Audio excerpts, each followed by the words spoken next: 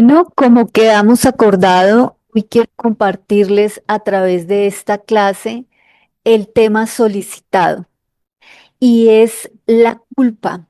¿Cómo podemos analizar la culpa desde una mirada teológica, teniendo en cuenta lo que decía el Antiguo Testamento, lo que enseña el Nuevo Testamento y desde una breve mirada psicológica, entendiendo que la Biblia, la palabra de Dios, si bien es cierto, no es un libro de ciencia ni es un libro de psicología? Sí contiene ciencia y contiene mucha psicología, porque el principal propósito de la palabra de Dios es la salvación o redención del ser humano. Y para lograr ese propósito, Dios se vale de todas las herramientas necesarias para que el ser humano le conozca. Y esto incluye la psicología, pero no solo la psicología, sino la historia, la antropología y otras muchas ciencias que un investigador acucioso de las escrituras, al leerlas, al tener un contacto directo con ellas, al escudriñarlas, al remontarse a los idiomas originales en las cuales fueron escritos los libros de la Biblia, va a encontrar que la palabra de Dios tiene todo esto que hoy en día las ciencias humanas están reconociendo, están hasta ahora descubriendo, e incluso las neurociencias. Y el propósito de mi contenido es que tú puedas conocer y encontrar estas verdades. Y este tema lleva como título La culpa, una mirada integral desde la Biblia y la psicología. Bueno, es muy importante saber que hay que explorar sobre una de las experiencias morales más complejas dentro de la vida humana. Y la Biblia, desde su sabiduría, nos habla mediante una reflexión psicológica acerca de los hallazgos que está encontrando la psicología moderna.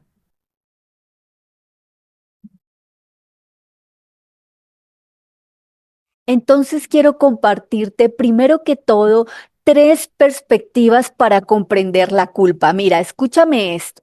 La primera es la perspectiva bíblica. Es un análisis de los conceptos hebreos, de los conceptos griegos, los cuales describen el pecado y la culpa en las escrituras. Ahora hacemos una perspectiva teológica donde hay una comprensión del lugar de la culpa dentro de lo que conocemos en el ámbito cristiano o teológico de las doctrinas fundamentales de la fe cristiana. Y este punto es muy importante porque como cristianos muchas veces llegamos a creer que la culpa solo está en relación al arrepentimiento o a las doctrinas fundamentales de la fe y que la Biblia solo habla de eso y nada más equivocado porque la Biblia habla de diferentes tipos de culpa. Ahora bien, también abordaremos la perspectiva psicológica, un estudio de cómo la culpa funciona en la mente humana y su impacto en la vida emocional. ¿Por qué? Porque comprender la culpa exige integrar estas tres dimensiones que son fundamentales para tener una visión integral, una visión completa y equilibrada y no simplemente dogmática o en el peor de los casos una religiosidad que puede llegar a ser muy tóxica. Entonces, hablemoslo la culpa desde las doctrinas fundamentales y hablemos de la primera de ellas, que es la doctrina del pecado. Mira, el ser humano ha quebrantado la voluntad de Dios y la culpa aquí surge en esta doctrina fundamental como esa conciencia de haber fallado ante Él, es decir, de haber transgredido sus leyes, mandamientos, decretos y estatutos. Y esto se basa en una de las doctrinas fundamentales que es la doctrina del pecado. Ahora hablemos de la doctrina del arrepentimiento. La culpa conduce al reconocimiento del error y al retorno a Dios, cumpliendo una función que es redentora, es decir, salvífica y liberadora. Esto lo enseña la escritura a través de la doctrina del arrepentimiento. Cuando tú eres consciente de que le has fallado a Dios, de que necesitas ponerte a cuentas con Él para entrar en esa relación salvífica, en ese sacrificio que Jesús pagó en la cruz, entonces esta culpa, esta emoción cumple una función muy importante que es acceder al arrepentimiento, reconocer que necesitas ese cambio para volver a Dios, para religarte a Él. Otra doctrina fundamental acerca de la culpa es la doctrina de la gracia. ¿Y qué es la doctrina de la gracia? Primero que todo debemos entender que la palabra gracia significa favor, regalo o don inmerecido de parte de Dios. ¿Y qué sucede aquí? El perdón divino nos ofrece restauración, nos ofrece reconciliación. Y la culpa no es la última palabra, porque sentimos la culpa como una emoción, ¿verdad?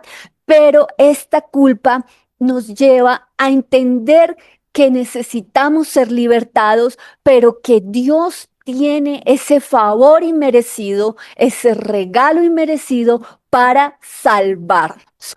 Espero que estas tres doctrinas fundamentales con base en la culpa hasta el momento te vayan siendo claras. Continuemos con lo siguiente. Hablemos de la culpa en el Antiguo Testamento y vamos a remontarnos al lenguaje hebreo para entender un poco mejor esto. La primera palabra que quiero compartirte es Hashan. ¿Qué quiere decir Hashan? La culpa en sentido jurídico, es decir, en sentido legal. Es esa responsabilidad que como seres humanos, como criaturas de Dios, tenemos por haber transgredido la ley que necesitamos una restauración a través del sistema sacrificial, como se hacía en el Antiguo Testamento, que era el sacrificio de un cordero y el lavamiento con la sangre de ese cordero para cubrir esa culpa, es decir, esa falta, ese pecado, esa transgresión. Eso era en el Antiguo Testamento y de ahí la palabra Hashan. Pero hay un segundo concepto que va más allá de lo legal, más allá de lo jurídico, y es abón. Abón significa torcer o pervertir. Es una de las palabras más fuertes en las escrituras, porque no es lo mismo la culpa por el pecado que nosotros cometemos, porque todos somos pecadores, a este tipo de culpa en abón, porque esta culpa es más profunda. Esta tiene que ver con iniquidad que describe una inclinación moral, una inclinación desviada y que trae consecuencias espirituales y sociales.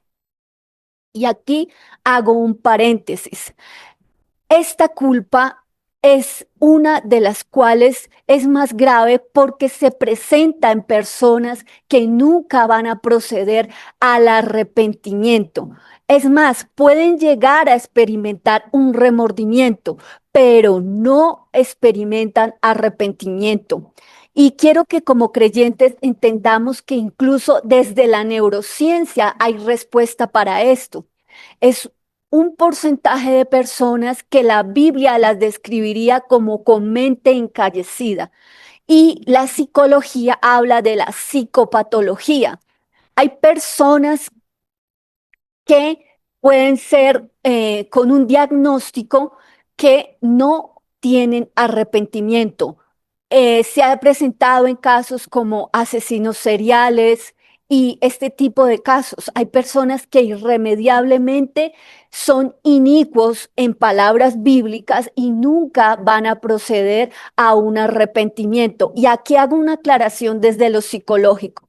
No es que toda persona que tenga un diagnóstico de psicopatología no pueda tener un cambio, porque hay personas que tienen, digamos, este diagnóstico, pero no han desarrollado la conducta psicopatológica como tal. Simplemente se ha encontrado hallazgos en su cerebro que es distinto al de otras personas que no pueden tener, o sea, estas personas no pueden tener empatía hacia los demás seres humanos, entre otras características que hace que su función cerebral sea diferente. Entonces, muy importante aquí, pero también es muy importante entender desde lo teológico, desde lo espiritual y lo psicológico, basados en el tema que nos compete, que la culpa es algo en la iniquidad muy importante y habla de una persona que no procede al arrepentimiento. Ahora quiero hablarte de la palabra shata. ¿Qué significa esta palabra? Significa errar al blanco. Es cuando la flecha no alcanza al objetivo. Describe fallar al estándar de Dios en cuanto al contexto moral. Entonces es aquella persona que no da el blanco, que vive de falta en falta y de falla en falla y no procede al arrepentimiento o lo intenta, pero no logra llegar a ese arrepentimiento. Aquí encontramos ese tipo de culpa.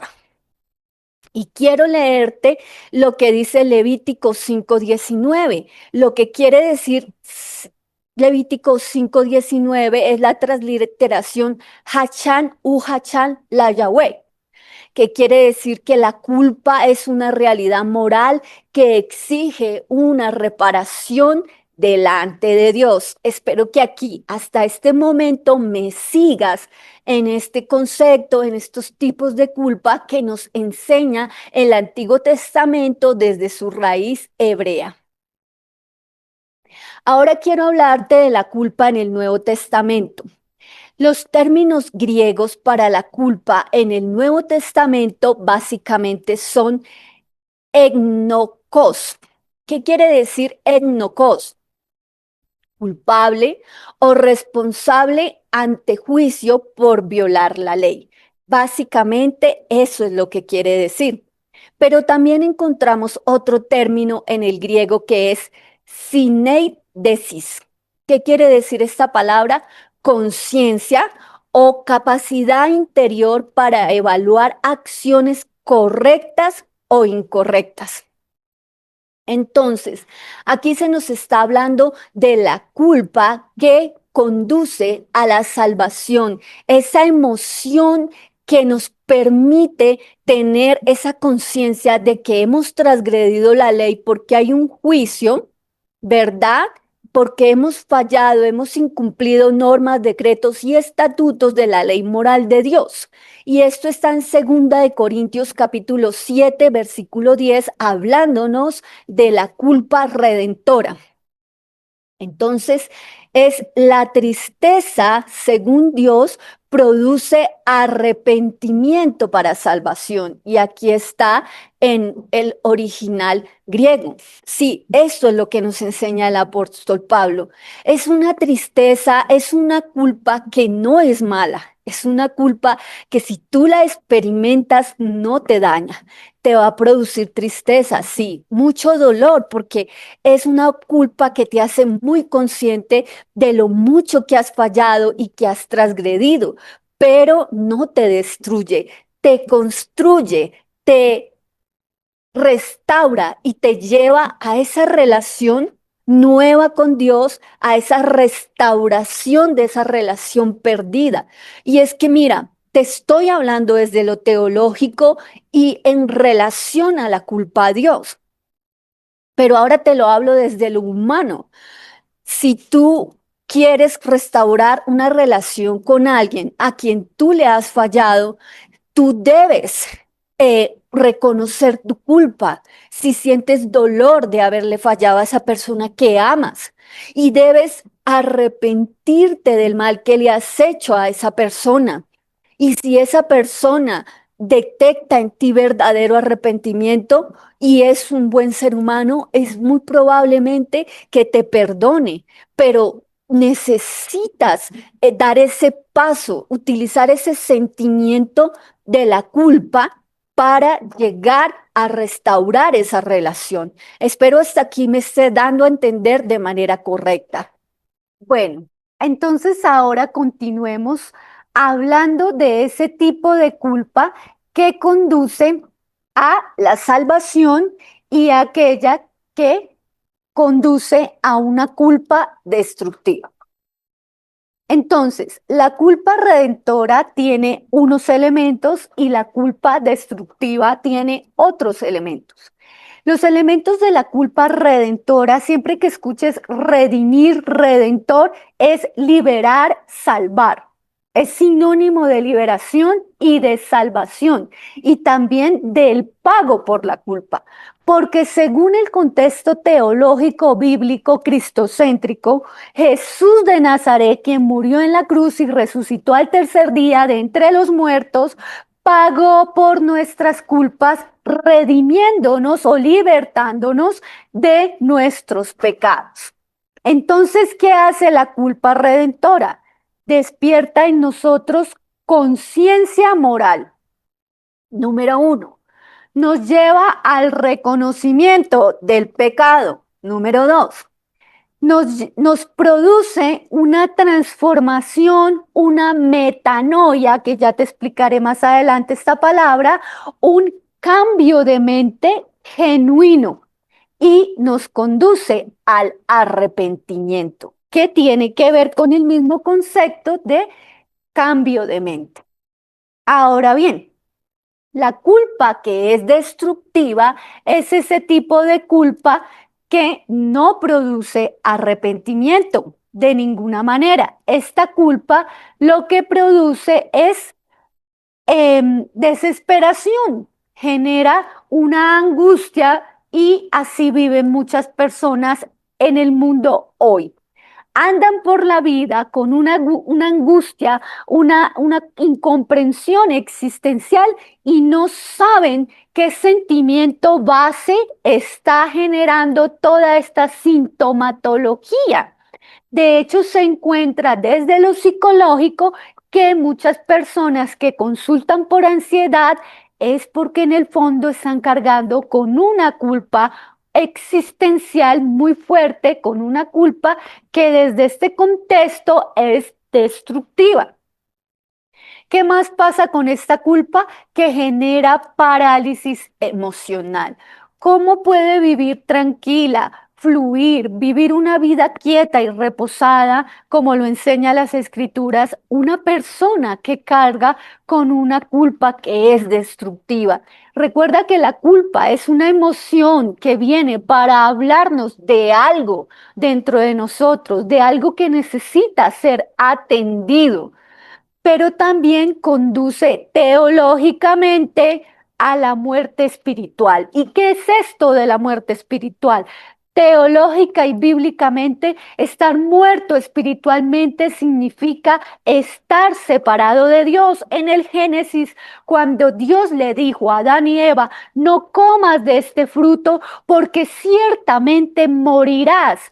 ¿Ustedes vieron que Adán y Eva murieron de ipso facto, cayeron muertos al suelo? No, eso no sucedió. Ellos siguieron viviendo orgánicamente, humanamente, pero espiritualmente hubo una muerte, es decir, una separación, una desconexión de lo trascendente, de lo eterno, de lo divino. Y muchos andan por el mundo muertos espiritualmente. Y lo espiritual tiene que ver con Dios, pero también tiene que ver con muchas cosas eh, que son de Dios, implícitas en nuestra naturaleza humana, porque los atributos de Dios, como lo dice Romanos capítulo 1, se revelan a través de la creación. Cuando tú eres capaz de disfrutar con una persona, con un animalito, cuidando de la naturaleza, observando la naturaleza, allí también estás viviendo una espiritualidad. Pero hay personas que están tan separadas de Dios, de su creación, creación, de su hermosura, que ni siquiera pueden disfrutar de esto porque están irremediablemente muertas a nivel espiritual. Y la clave de la culpa no siempre es positiva ni negativa. La clave de la culpa depende cómo se procesa espiritualmente y cómo se procesa emocionalmente. Ahora bien, continuemos.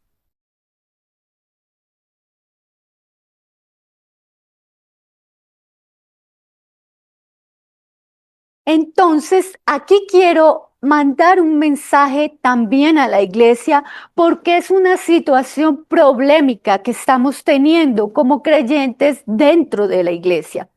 Y es los problemas de la enseñanza eclesial sobre la culpa. Mira, yo soy teóloga de profesión, hice 2 institutos bíblicos antes de hacer mi carrera de teología. Llevo más de 14 años profundizando en las escrituras y estudiando teología.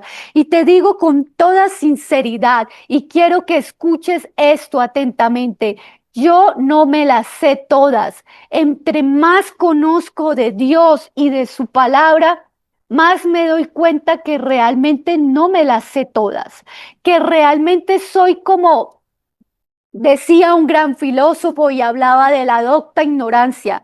Soy más doctora en lo ignorante que soy que en lo que realmente sé. ¿Por qué? Porque hago una crítica que siempre la he tenido en mi corazón y como soy una persona libre, por eso hablo, porque las personas libres no vivimos sujetos a la razón o a las cogniciones o a las percepciones de otros. Sabemos que tenemos un plan y un llamado específico y ese llamado es el que perseguimos. No nos importa si nos pagan o no nos pagan por ello. Simplemente hacemos lo que estamos llamados a hacer. Si llegamos a 1 o a 2 personas, gloria a Dios, hemos hecho lo que se nos mandó a hacer. Dios dirá, siervo fiel, en lo poco me fuiste fiel, en lo mucho te pondré. Y es que yo digo una cosa, los pastores tienen un llamado muy grande y una responsabilidad muy grande con las ovejas. Yo nunca he buscado ser pastora porque sé que realmente es una responsabilidad muy grande, pero sí doy de lo que Dios me ha dado, este conocimiento que hoy te comparto, que no puedo guardar porque me quema en el vientre, es el que te comparto hoy a ti. No seas pastor sin preparación. Nadie va a la guerra sin consejo sabio. Hay muchos pastores que ni siquiera han hecho un instituto bíblico. Llevan años liderando una iglesia y jamás se han interesado por profundizar las escrituras desde todos sus contextos. Hay pastores que odian la teología porque piensan que la teología no es necesaria, que basta con el Espíritu Santo para saberlo todo. Y nada más lejos de las escrituras y nada más errado y fuera de la verdad que esto. La Biblia es teología pura. Y tú tienes una responsabilidad con tu iglesia de lo que enseñas. Prepárate, hermano, capacítate, busca actualizarte. Mira todo lo que Dios hace, mira todo lo que Dios enseña. La Biblia es ciencia, poesía, la Biblia es historia, filosofía, arqueología, antropología, psicología, revelación de Dios, salvación, transformación. Necesitamos una preparación constante. Esto dura toda la vida porque es ese hombre espiritual que va creciendo hasta llegar a la madurez de Cristo.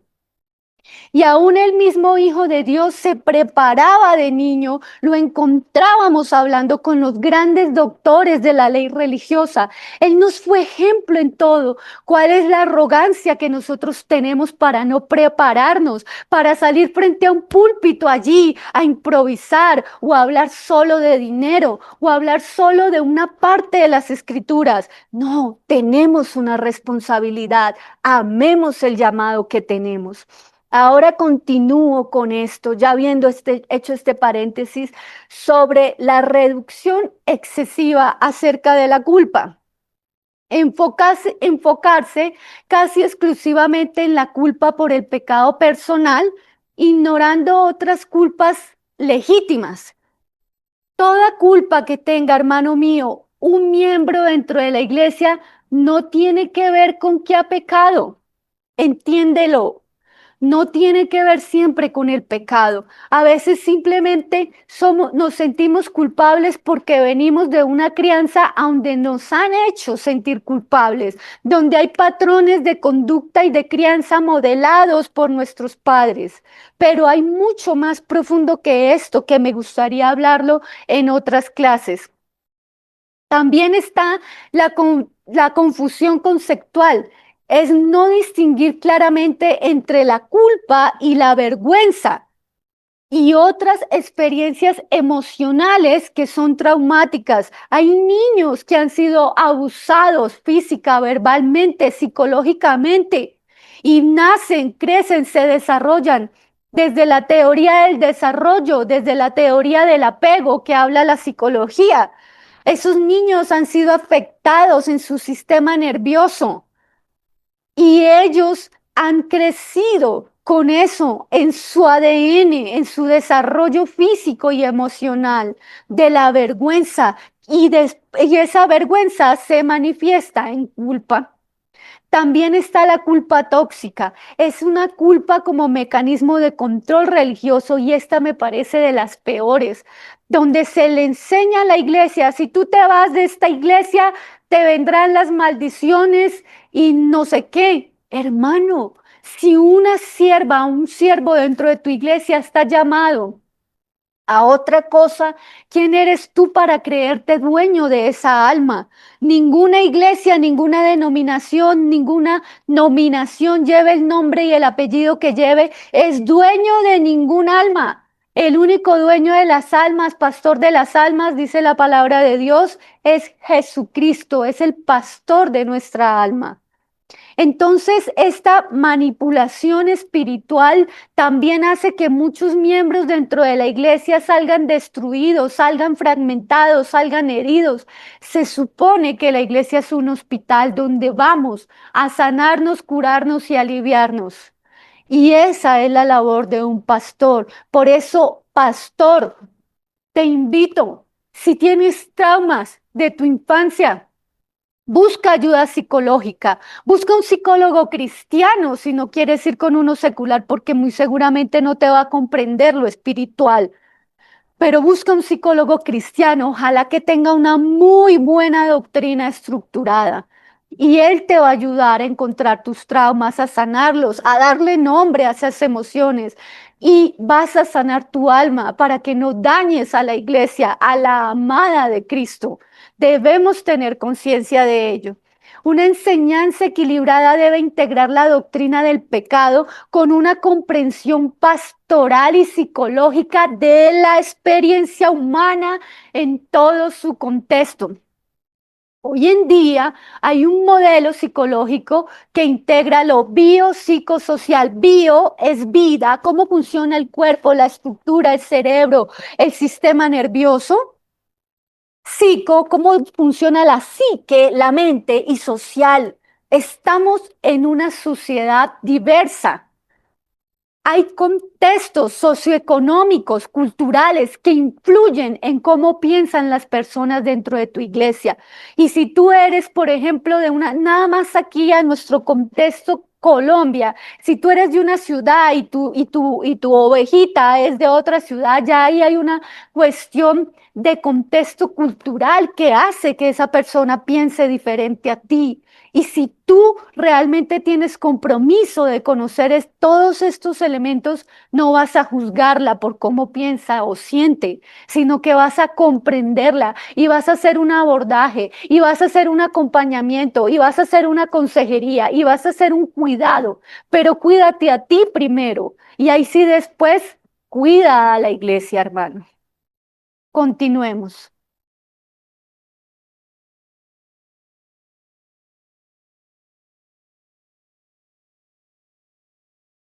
Ahora quiero hablarte desde la psicología moderna acerca de la culpa.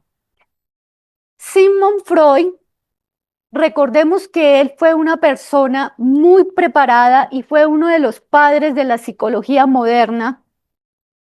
Él enseñó que la culpa, cuando surge del super yo, es esa parte nuestra que va más enfocada a que tenemos que tener unos valores morales y debemos mostrar una cara ante la sociedad basada en la ética y en la moral y en las buenas costumbres. Entonces, cuando la culpa surge de ese super yo, detecta violación de normas morales interiorizadas. Por eso un mensaje cristiano debe ser equilibrado. Tú no sabes cuáles son los sesgos que tiene esa persona dentro de la iglesia. Quizás es muy sensible a creer que todo está mal, que todo es pecado, que todo contamina. Por eso hay cristianos que viven una vida cristiana tan caótica, que prácticamente todo lo satanizan, porque ahí hay un super yo muy elevado. Tenemos que conocer todos estos elementos para decirle, hermano, si Cristo ya pagó por ti en la cruz, si Cristo murió por tus pecados, si no hay condenación para el que está en Cristo Jesús, no necesitas volverte como lo hacían en el Antiguo Testamento, volverte a la ley y añadir cosa tras cosa y poner cargas sobre tus hombros que no puedes cargar. Cumple los mandamientos de Dios que dice Jesús, porque mi yugo es fácil y ligera es mi carga. Y si el yugo y la carga de Jesús es ligera, ¿por qué tú la haces más pesada? Ahora hablemos de la psicología moderna en cuanto a Erich Fromm, que enseñaba que hay una culpa autoritaria que tiene que ver con la desobediencia externa versus la culpa humanista, traicionar valores propios. Y aquí esto es muy importante porque esto nos compete a otros. Todo ser humano sobre la tierra lleva intrínseco unos valores, un núcleo de valores. Esos valores es lo que te define a ti, es ese punto neurálgico, es ese punto neutral donde tú no permites que nadie te toque esos valores. Para alguna persona puede ser que nunca le mientan, puede ser la verdad. Para otra persona puede ser la familia. Para otra persona puede ser la política. Para otra persona puede ser la libertad. Pero todos tenemos unos valores y esos valores, cuando nosotros vamos en contra de nuestros valores intrínsecos, de lo que nosotros consideramos como verdadero, recto y justo, y cometemos el error de autoflagelarnos y yendo en contra de nuestros valores, caemos en algo que se llama la disonancia cognitiva y nuestro cerebro empieza a generar conflicto porque cómo es que yo siento esto, pero vivo contrario a eso. Entonces allí también viene una culpa porque estoy viviendo en contra de mis valores. Ocurre en los valores como creyentes, ocurre en nuestros valores como personas, en nuestros valores dentro de nuestra familia. Pero también Lawrence Kohlberg enseñaba que la conciencia moral evoluciona en etapas, transformando la culpa en responsabilidad.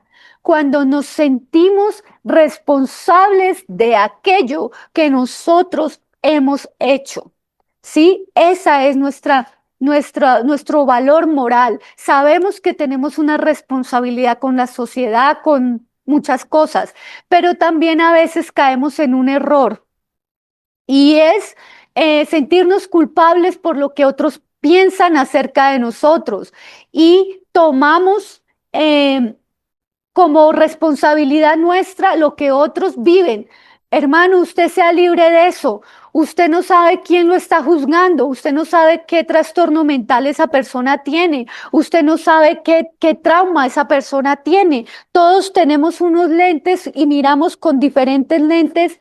No dejes que nadie te mire con sus lentes. Mírate con tus propios lentes y si eres un creyente, aprende a verte con los lentes de la palabra de Dios. Ahora hablemos de Tagney. Stagney. Hace una diferencia crucial. La culpa se centra en conducta, es decir, hice algo malo. Y después viene un segundo elemento que es la vergüenza en identidad. Soy malo. Aquí quiero aclararte algo desde lo psicológico. Lo que tú hayas hecho no te define. Si bien es cierto, las escrituras enseñan, por sus frutos los conoceréis. Si tu fruto es constantemente algo malo, debes proceder al arrepentimiento. Pero si de repente hiciste algo malo, caíste en una falla de cometer una falta, entonces eso no te define. Dios no te define por lo que hiciste un día. Y si crees que necesitas arrepentirte, pídele a Dios que te muestre. Pero muchas veces lo que necesitas es perdonarte, abrazarte, ser autocompasivo contigo mismo. Ahora quiero hablarte de los tipos de culpa identificados por la psicología. La psicología identifica los siguientes tipos de culpa, que son la culpa moral, que es el reconocer haber hecho daño o haber violado un principio ético. También reconoce la culpa de conciencia, que es esa evaluación interna que hacemos de las propias acciones según, como ya te lo expliqué antes, nuestros valores personales. También viene la culpa falsa, es sentirse responsable por eventos que no dependen de uno. Ahora quiero hablarte de la culpa que es traumática. Esta culpa viene de las personas que han sufrido abusos y que creen que han causado daño por lo que han sufrido. Eh, los traumas desde la psicología es algo muy profundo y es muy complejo de abordar, por eso se necesita una psicología clínica bien estructurada para trabajar la parte del trauma. De hecho, hay especialistas en trauma, porque los traumas no es algo sencillo de procesar, de trabajar, de darle un nombre, de sanar psicoterapéuticamente, sanar espiritualmente. Dios hace el milagro, por supuesto, pero requiere todo un proceso. Por eso, hermano, que me escuchas, que me oyes, que me ves, ¿cómo sabes tú cuántas personas tienes dentro de tu iglesia que han sufrido trauma y abuso y quizás nunca te han hablado de él? Por eso el lenguaje debe ser muy asertivo incluso dentro de las predicaciones. Una situación es ser radical con el pecado, pero hay que ser muy empático con las personas, porque nuestro mensaje va dirigido a seres humanos creados por Dios con muchas situaciones complejas a través de su vida. Entonces, por eso es tan importante entender y comprender este tipo de culpas que existen también desde la psicología. Y también está la culpa tóxica. La culpa tóxica desde la psicología es ese sentimiento que es excesivo, que es persistente, que es destructivo.